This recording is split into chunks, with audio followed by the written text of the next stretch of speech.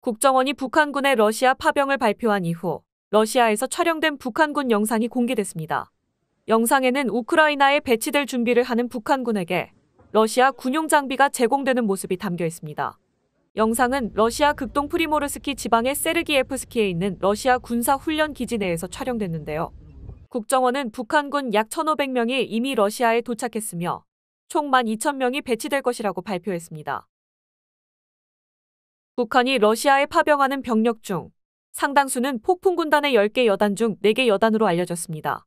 폭풍군단은 우리 군 특전사에 해당하는 병력을 비롯해 저격수부대, 공수부대 등으로 구성 편제되어 있습니다. 이들은 러시아 군복과 러시아제 무기를 지급받은 만큼 적응 훈련을 거쳐 러시아군으로 위장한 채 전선에 투입될 것으로 보입니다. 북한은 이번 파병을 통해 전쟁터에서 실전 경험을 쌓는 데 주력할 것으로 보이는데요. 실전 경험을 쌓은 파병 군인들이 북한으로 돌아가 그 노하우를 각 부대에 전한다면 한반도 유사시 남한을 공격할 때 활용할 수 있습니다.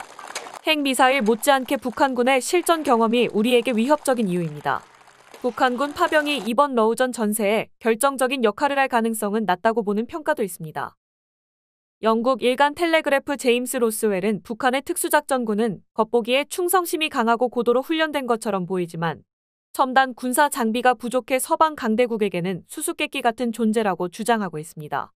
미국 국방정보국이 2021년에 발표한 보고서에 따르면 북한 특수부대의 경우 전 세계 다른 특수부대 장비와 비교했을 때 장비가 초보적이며 첨단 신호처리 장비, 특수 폭발물과 같은 정교한 품목이 부족한데요. 러시아어를 구사하지 못하는 특수부대가 우크라이나 동부 전선에서 어떤 역할을 할지는 불확실합니다. 우크라이나와의 전쟁에서 매달 손실되는 러시아군은 약 3만 명에 달하는 만큼 북한군 지원 병력 1만 2천여 명은 소모전을 감당하기에 충분한 숫자는 아닙니다. 극심한 소모전의 형태로 1000일 넘게 이어지고 있는 러시아-우크라이나전.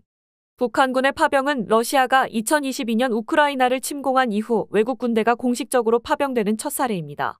이번 파병을 두고 세계 안보 지형에 해악을 끼칠 것이라는 관측이 쏟아지고 있는데요.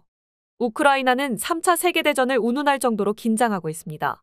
젤렌스키 우크라이나 대통령은 지난 17일 북한이 약 1만 명 파병을 준비한다는 정보가 있다고 밝히면서 세계대전을 향한 첫 단계라고 주장하고 있는데요. 안드리 시비하 우크라이나 외무장관은 북한이 무기와 인력으로 러시아의 침략을 돕고 있다며 러시아가 북한을 전쟁 당사자급으로 참여시켜 침략을 심각하게 확대하고 있다고 말했습니다. 나토는 러시아와 군사적 직접 충돌을 우려해 대응에 신중을 기할 것으로 보입니다. 영국 군사분석가 저스틴 크럼프는 현 상황을 두고 우크라이나가 서방 동맹국에서 더 많은 지원을 받을 가능성을 키울 수 있다고 분석했습니다. 완전한 승전까지는 아니더라도 우크라이나가 유리한 위치에서 종전 협상을 할 수 있도록 한다는 게 현재 미국을 비롯한 서방의 지원 명분인데요. 북한군의 파병, 포탄과 미사일 제공이 지속된다면 서방은 우크라이나가 밀리지 않도록 계속 자원을 쏟아부을 수밖에 없습니다.